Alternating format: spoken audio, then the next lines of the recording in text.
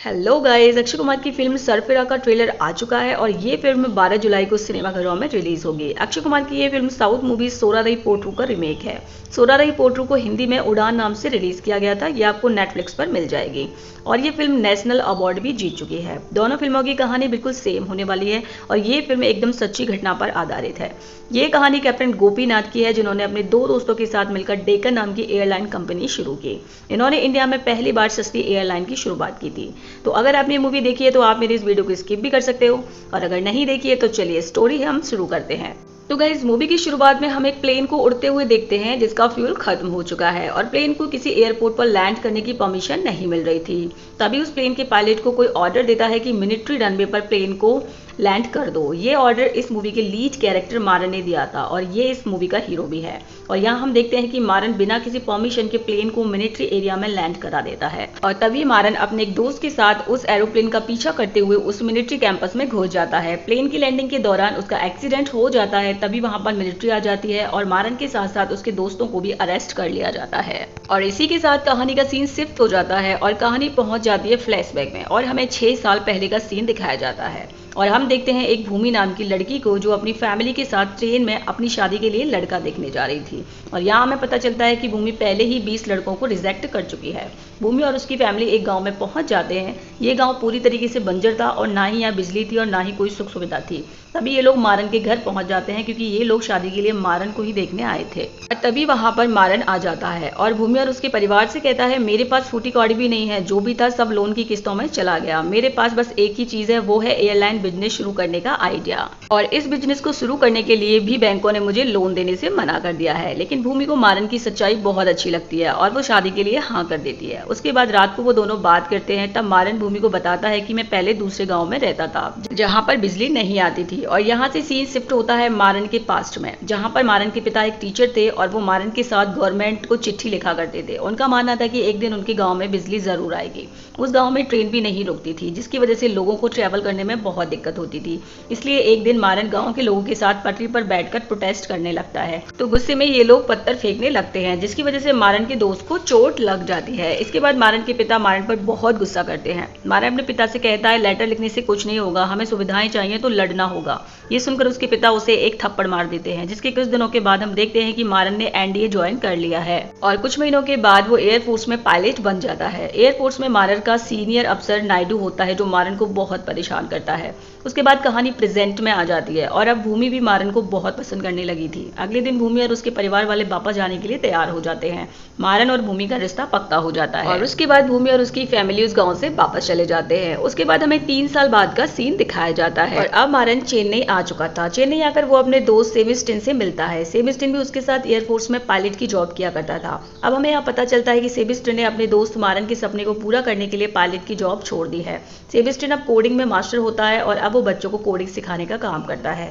ये दोनों एयरपोर्ट से एक्स सर्विस में लोन लेने की कोशिश करते हैं, लेकिन इनके लिए लोन नहीं मिलता है। और इसके बाद हम चैतन्य नाम के लड़के को देखते हैं, जो कि एयरफोर्स में पायलट होता है और मारन का काफी अच्छा दोस्त होता है। उसके बाद हम परेश रावल को देखते हैं, जिसको मारन अपना आइडल मानता है और परेश रावल बहुत बड़ी एयरलाइन कंपनी का मालिक है। अब मारन उससे मदद लेने की सोचता है और उससे मिलने की कोशिश करता है। तभी मारन को पता चलता है कि परेश रावल फ्लाइट से कहीं जाने वाला है, तो वो भी उसी फ्लाइट में अपना टिकट बुक करा लेता है और उसी एयरपोर्ट पर मारन की दोस्ती एक प्रेस रिपोर्टर से हो जाती है।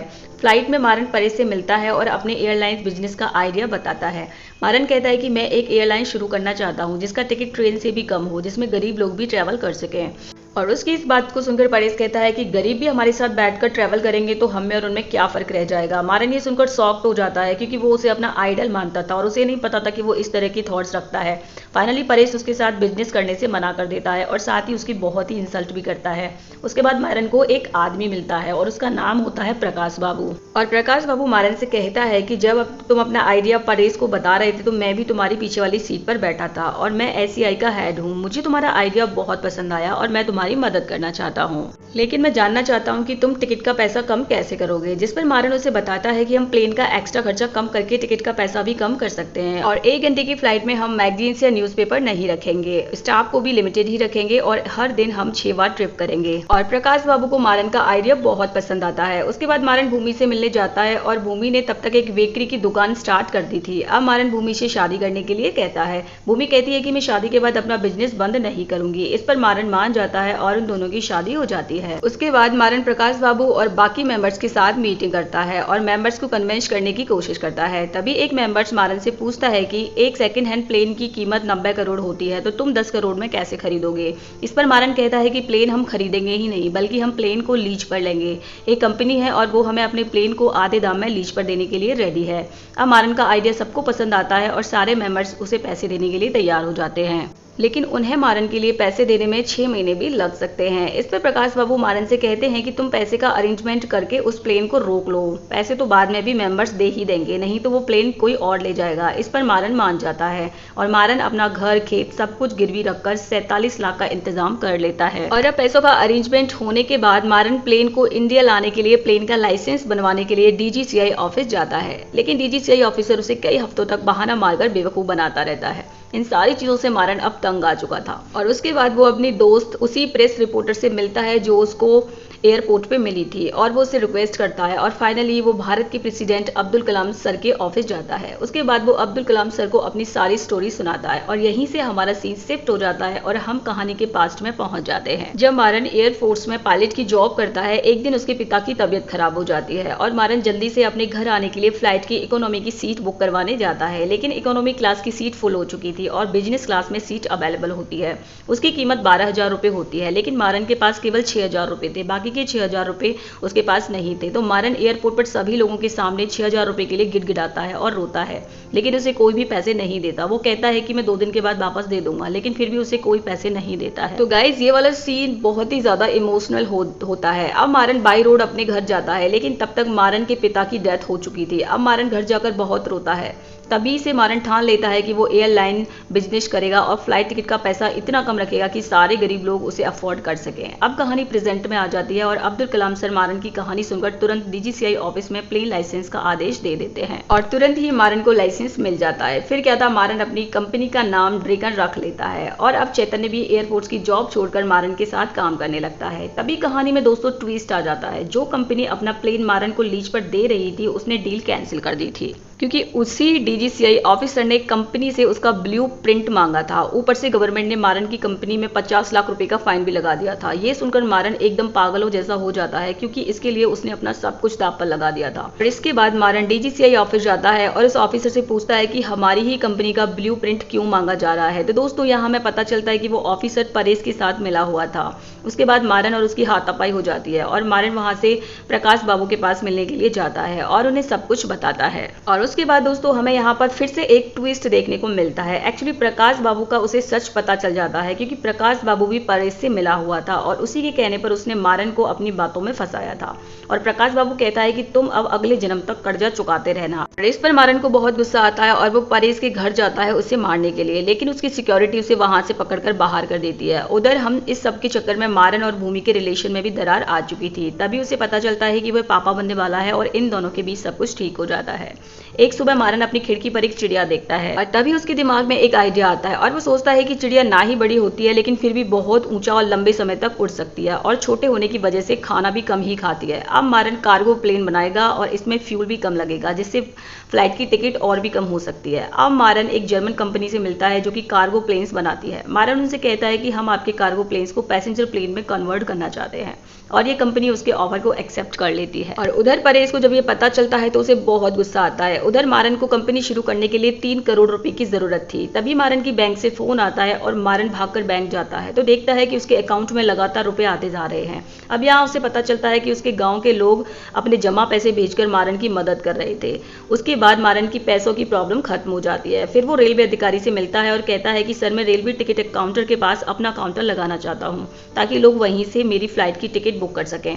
ऑफिसर उसकी बात मान लेता है। उसके बाद वो एयरफोर्स के रिटायर्ड पायलट्स को बुला लेता है जो उसके प्लेन को उड़ाएंगे। अब सीन शिफ्ट होता है और 2003 में, जहां मारन की पहली फ्लाइट टेस्टिंग के लिए टेक ऑफ करने वाली थी। अब फ्लाइट के टेक ऑफ करने के बाद प्लेन के लैंडिंग करने का नंबर आता है, तो कोई भी एयरपोर्ट प्लेन को लैंड करने की परमिशन नहीं देता है और इसके पीछे परेश का हाथ होता है। इस पर मारन मजबूर होकर अपने प्लेन को एयरफोर्स मिलिट्री रनवे पर लैंड करा देता है और यह वही सीन होता है जो हमने मूवी की शुरुआत में देखा था। और इस प्लेन का पायलट चैतन्य होता है और इन तीनों को अरेस्ट करके ऑफिसर नायडू के पास भेजा जाता है। इस पर ऑफिसर नायडू उनसे कहता है कि तुमने गलती तो की है लेकिन तुम्हारा इरादा अच्छा था, इसलिए ऑफिसर नायडू उन्हें जाने देता है। उसके बाद मारन की एयरलाइन कंपनी की ओपनिंग हो जाती है और भारत के कई मिनिस्टर उसका साथ देते हैं। अब क्या था, वो दिन आ गया था जब ओपनिंग होने के बाद सभी लोग प्लेन में बैठते हैं।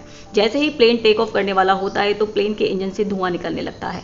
सभी लोग बहुत बुरी तरीके से घबरा जाते हैं और तुरंत ही लोगों को प्लेन से उतारा जाता है और इसके बाद मीडिया मारन को पकड़ लेती है। तभी भूमि के दर्द होने लगता है क्योंकि वो प्रेग्नेंट थी और उसके बच्चा होने वाला था। इधर सभी की उम्मीदें मारन से अब खत्म होने लगी थी और इस एक्सीडेंट की वजह से मारन पर इंक्वायरी बैठ जाती है। एक दिन मारन को पता चलता है कि एक सीनियर पायलट ने प्लेन के इंजन में ऑयल डाला ही नहीं था, जिसकी वजह से प्लेन में धुआं निकलने लगा था।